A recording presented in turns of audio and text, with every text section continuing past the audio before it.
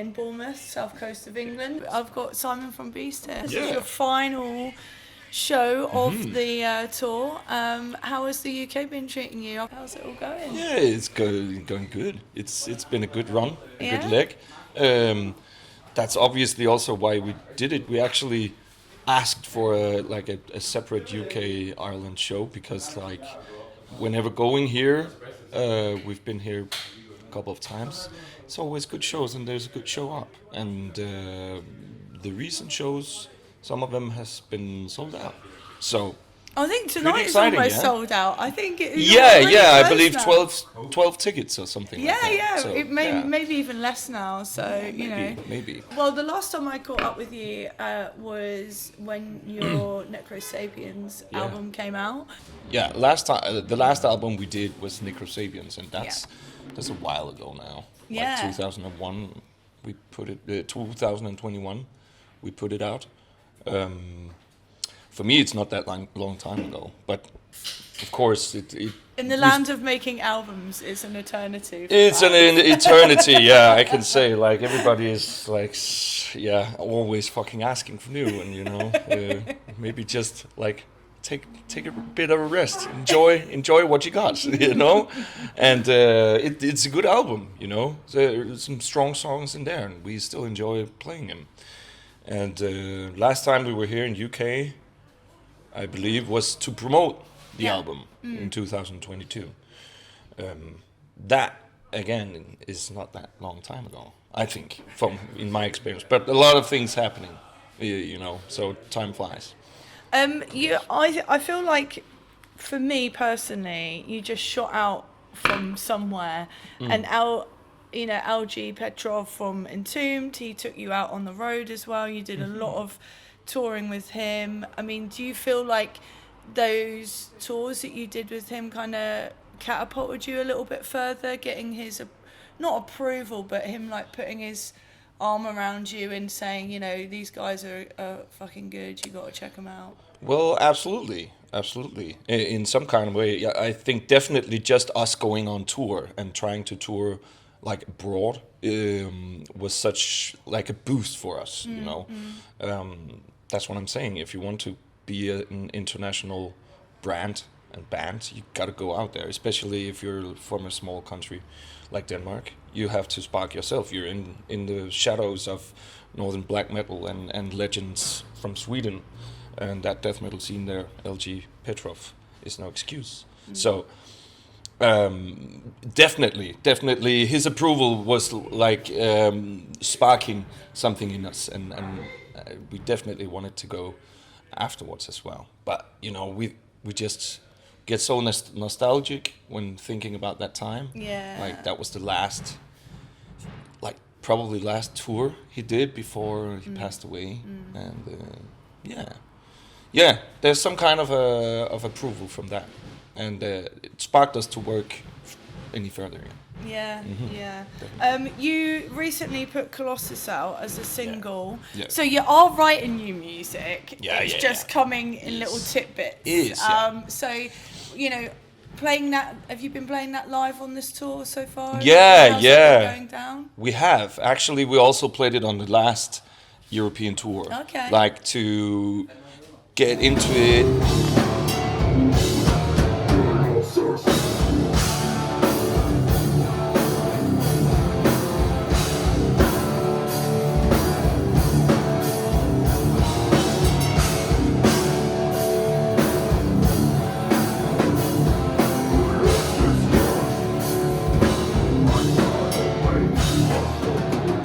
Just before going on that tour, with Crisium and Schizophrenia, Defacing God and Triagony. Yeah, such good. lovely guys and kicking ass. Yeah. They are. And right before we went into the studio with Tou Madsen, who has done Baby Metal and Meshuggah and a lot of Danish well-known bands through the time.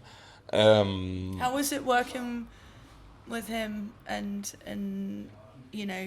was he opening different avenues of your writing processes? We've known Tou for a lot of time. I think the whole process about this new music it's taking time, and we basically from the start in 2015 we've always written music, always, and it's about like from year to year we just wanted to put out new music, you know, and but this one is a bit different. That made us like stop and actually reflect, and we've also been doing a lot of touring and live shows, so we didn't have time to sit down and write new music so much. But we have a lot of riffs, old riffs as well, and that's what we're trying to take out of the drawer now and make it start a process from there. And we've known Tue for a lot of time. Like he's a legend in the Danish metal community, and he has done a lot of great bands. Hatesphere, he's done Møl, international acts like Meshuggah, baby metal. What is that Hungarian metal outfit called? I don't know. I don't remember. But days on the road. Yeah. I think we've worked with the same producer. Ectomorph, it's called. Ectomorph. We've worked with the same producer, Andreas Lindemann, for a lot of times, but we felt it like was a natural thing to try something else. And we also I think the whole process about writing the new stuff has been a bit different, and there has been like a need for change, I guess so. Not for anything particular with switching the producers or anything like that. Like Andreas is a magnificent guy to work with. But yeah, it just came naturally. And I also think we can, in terms of sound and in terms of composure, from the new stuff in Colossus, it's another sound, it's another take. But it's a natural development from Necrosapiens and Justitia as well. Yeah, I'm glad you said that last word, because I was going to say it completely wrong. So May 2022 is when that was kind of out. Was there pressure from Necrosapiens, because it was quite a big album for you, going forward? Like you said, you feel like changing it up. Is that a vibe now? You're like, well, we can't replicate it, we need to go in a different direction with our writing styles. Again, I think it's a natural process. Actually, Necrosapiens is very different from the other albums. The other albums were very, very strict HM2 fused, but of course with new ideas. Every album has its natural development, but Necrosapiens just sparked something new, and we wanted to go in that direction and try to develop on that sound and make it cool and make it more rock fused. You know what I mean? So I think both the EP was sparked out of ideas from Necrosapiens, non-used ideas that turned out killer, as well. But also because of the times, Necrosapiens were put out in the time in the COVID times as well. So we kind of lost a bit of momentum, I guess. Yeah, well, you weren't able to tour and do the usual things that most bands do when they put something out. Exactly. And we're still in terms of international, we're still an upcoming band, so we need that momentum as well. But hopefully the new shit will spark some momentum as well. So you're saying there is going to be a new album soon? Is that on the cards? Maybe. I can't say a date, but yeah, there will be a new album. So you're writing stuff now then? Yeah. We're going into the studio in March. Nice. Start March to record a new single. And and I think the plan is, I don't know if it's to go into the studio again to write a new single or just to go in summer for doing the whole album. Yeah. So I think that's the plan. Yeah, because a lot of bands now, they're like, do we do albums? Do we just do EPs? Do we do just singles? I mean, where's your thoughts on it? Well, I think in the metal community, there's a lot of like, how do you say it? It's a bit of a conservative thought. I don't know about like you have to put out an album, but I think those times are over. Like music business wise, because like we've reached a lot of how do you say it, recognition with just putting out Colossus as a single. And I'm not saying we're not putting out an album, but you know, the table has turned, like the rules has changed about like putting out new music, and it's about like giving a little all the time, you know, instead of giving it all, just sparking it out. If you want drip feeding. Drip feeding, yeah. What do you call it? I call it like the drug seller analogy or something like. Just giving a little, and then make people come back for more. Begging for more. There you go. That's the one. Drug dealer analogy. Yeah. Well. So that's the plan for this year. Then, are you going to do any more dates on the road? What's the plan after this tour? We have 2 very, very big headliner shows in Denmark. One in our hometown Aarhus at a venue called Train, well-known venue.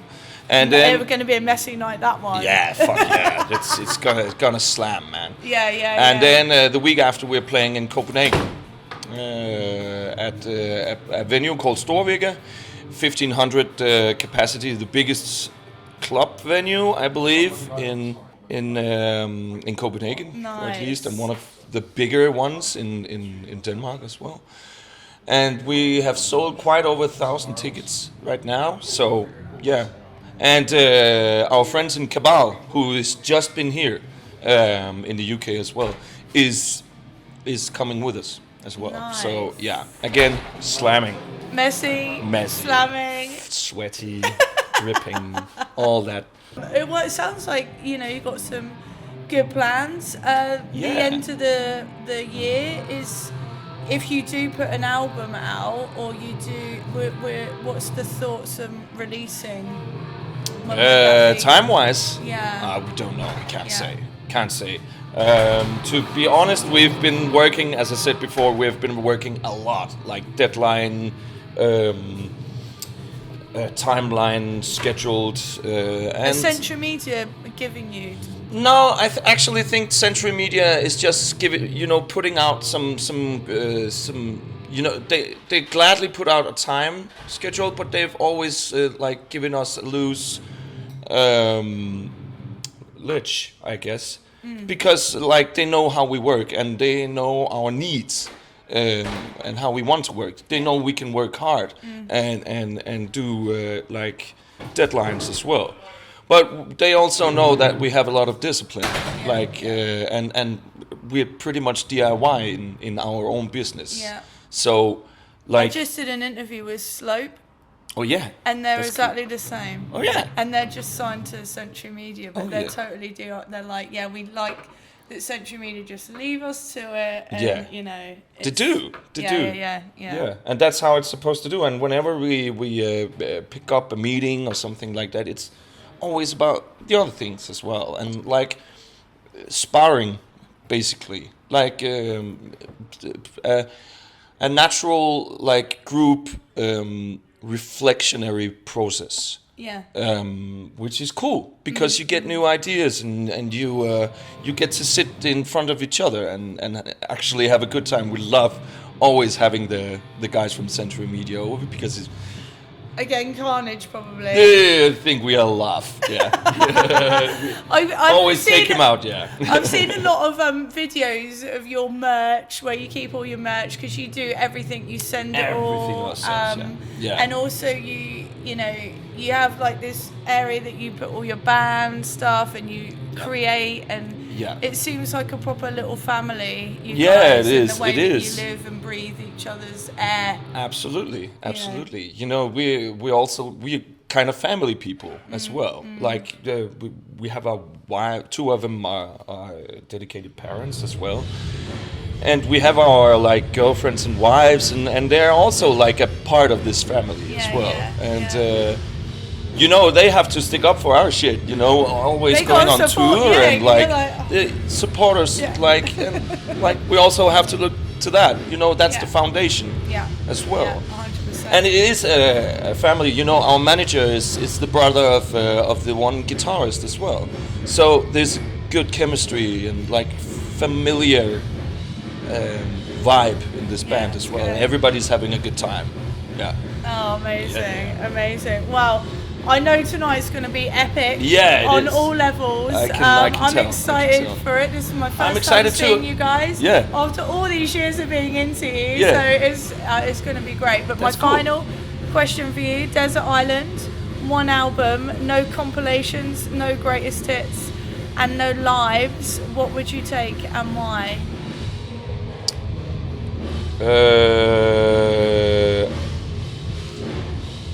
AC/DC Back in Black. Really? Yeah, I would. And for what reason? You know, that takes it back to what was from the beginning and what it still is. And you know, it also defined like a new sound from AC/DC. You know, Bon Scott passed away at that time, and that made room for Brian Jones, and like that sparked like a new era and a new kind of like thing out from something, a tragedy, and that's like turning around. Yeah. I think that's beautiful, and it's a great fucking album. Yeah. You know, just to be honest, and to honor him. So. Yeah. Amazing, Yeah, amazing. yeah. Well, lovely to meet you finally, Simon, in person. Yeah. Good luck tonight. It's going to be sweaty down there. It Yeah, always it's is at the Anvil. But yeah, until next time. Good luck. I look forward to the new music. Yeah. Coming. Can't wait And, either. yeah, I can't wait. But lovely to meet you. Oh, you too. Cheers. Thank you.